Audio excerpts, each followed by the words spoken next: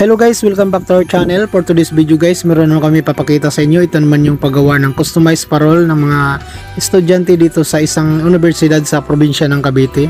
Ang gagamitin natin materials dito guys ay indigenous at recycled materials. Kung gusto niyo ang ganito mga video guys at hindi pa kayo nakapag-subscribe sa aming channel, huwag niyo kalimutan mag-subscribe at saka pakihit na rin ang notification bell para updated naman kayo sa bago naming mga video.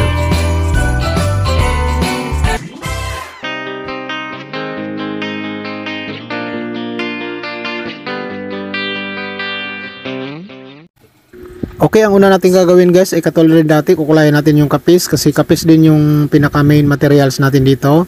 Lalagyan lang natin siya mamaya ng mga recycled materials. So, gaya ng dati guys, kukulayan muna natin yung kapis, unahin natin yung palikpik, kulay green, tapos isusunod natin yung mga paningit na star. And then pagkatapos ng kulay green, isusunod naman natin ngayon guys ang kulay pula. Kukulayan natin yung palikpik, yung pinaka outer side niya ng kulay pula. And then pagkatapos guys, isusunod naman din natin yung paningit na star.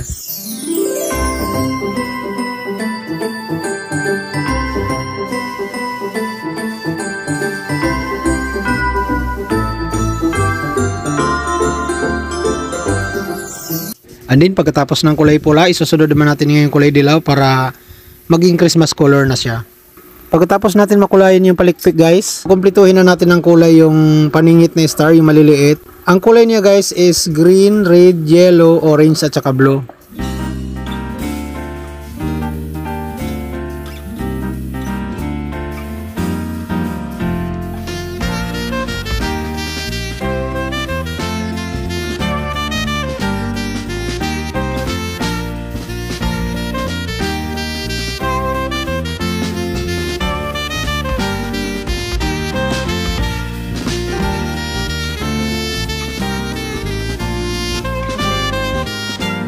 And then pagkatapos natin makulayan yung palikpik at saka mga paningit, mag-start na tayo mag-design para sa katawan ng parol. Susukatan natin ng 1 inch ang kapal para doon sa lining ng design gamit ang masking tape.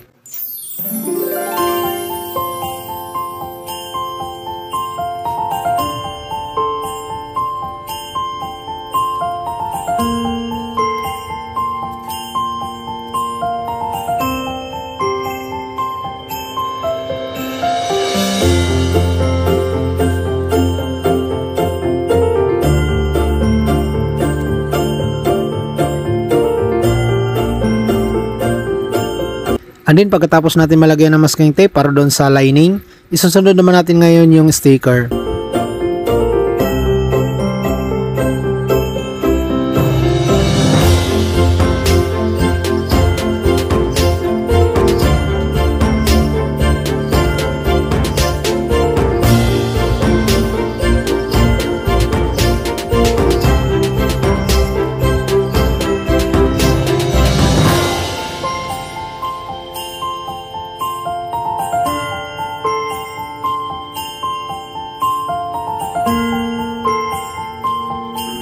And then pagkatapos makabitan lahat ng sulok ng sticker, isusunod naman natin ngayon ang pagbuga ng kulay pula.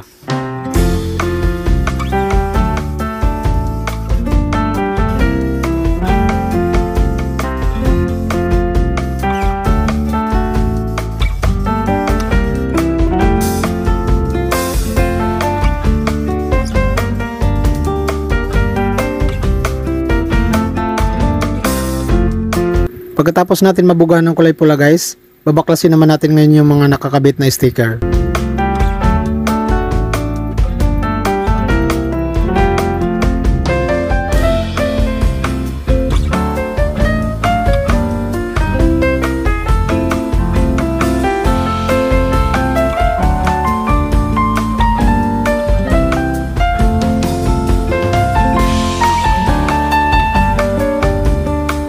And then pagkatapos natin mabaklas yung mga sticker, bubugahan naman natin siya ngayon ng kulay dilaw.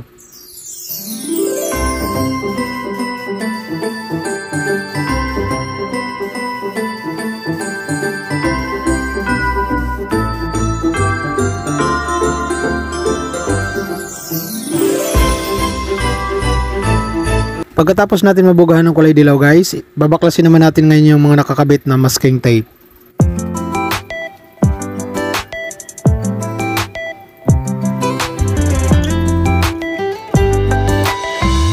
And then pagkatapos makulayan lahat ng katawan ng parol guys, isusunod naman natin yung takip. So ang i-design natin sa takip guys, ayun naman yung pangalan ng eskwelahan. CBSU or Cavite State University.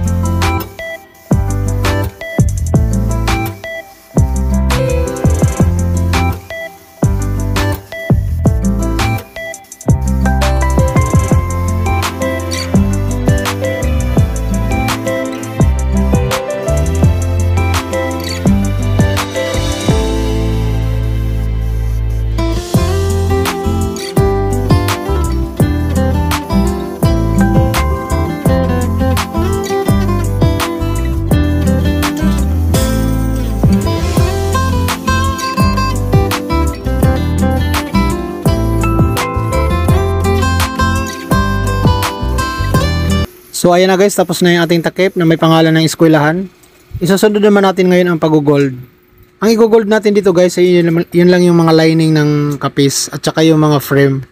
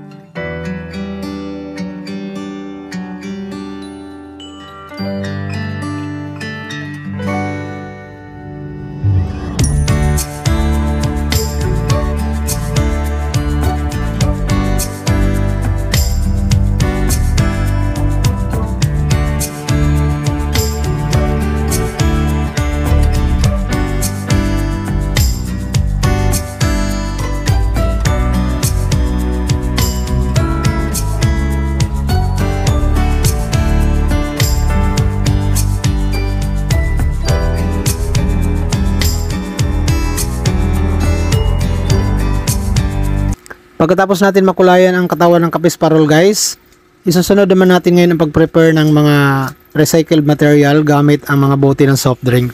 Tatanggalan natin ng mga level ang bote ng mga soft drink.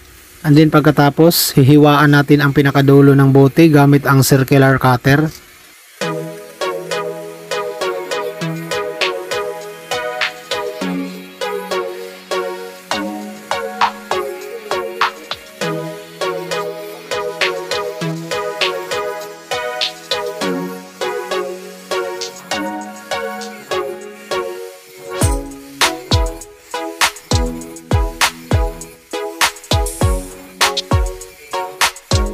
And then pagkatapos mahiwaan guys, isasalpak na natin siya ngayon dun sa palikpik ng parol. Pagkasalpak ng bote guys, ay babalik natin yung takip ng bote para magsisilbing lock niya.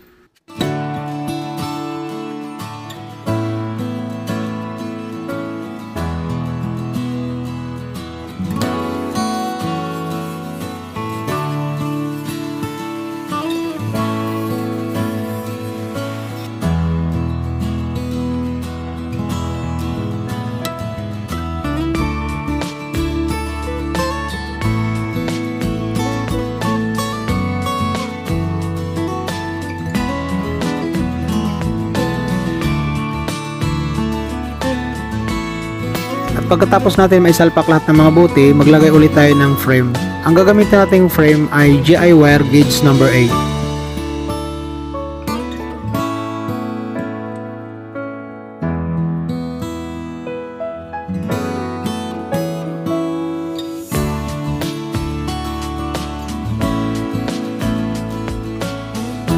Pagkatapos natin maiset ang panglabas na frame, ididikit na natin to doon sa bote gamit ang glue gun or glue stick. So ayan na guys, naikabit na natin yung recycled material doon sa kapis parol. Mag-start na tayo ngayon maglagay ng mga ilaw. Ang una nating lalagyan ng mga ilaw guys ay ito naman yung inner frame. Ito yung frame kanina, doon sa outer frame ng kapis parol pa lang siya. Ang gagamitin nating ilaw dito guys para sa inner frame ay LED 140 lights.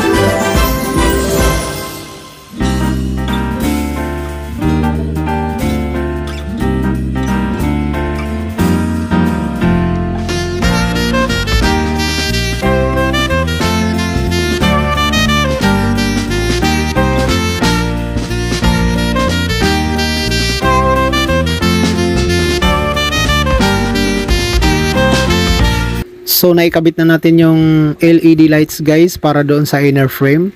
Isusunod naman natin yun ang paglagay ng ilaw para dito sa outer frame. Ang gagamitin nating ilaw dito guys ay rope light. Ipi-fix natin siya doon sa outer frame gamit ang cable tie.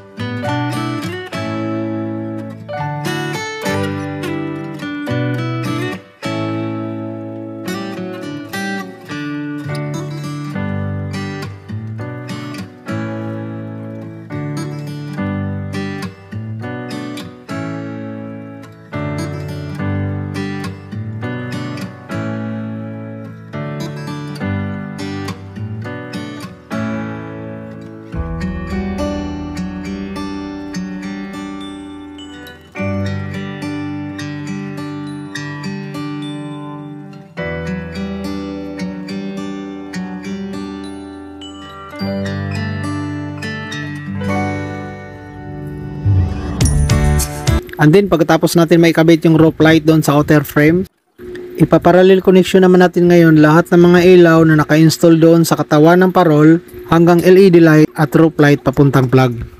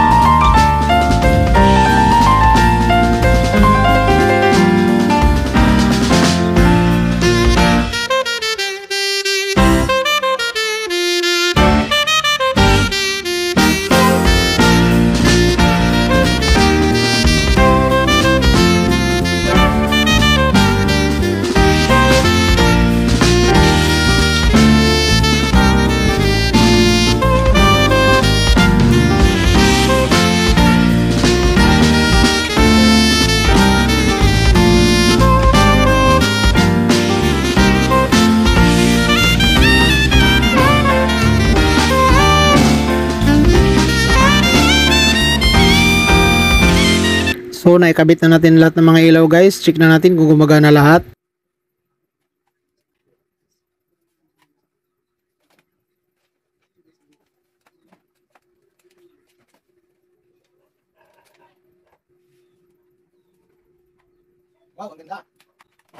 So ayun na guys, gumagana lahat ng mga ilaw. Obserbahan na lang natin siya ngayon ng mga 4 na oras bago natin siya i-plastic.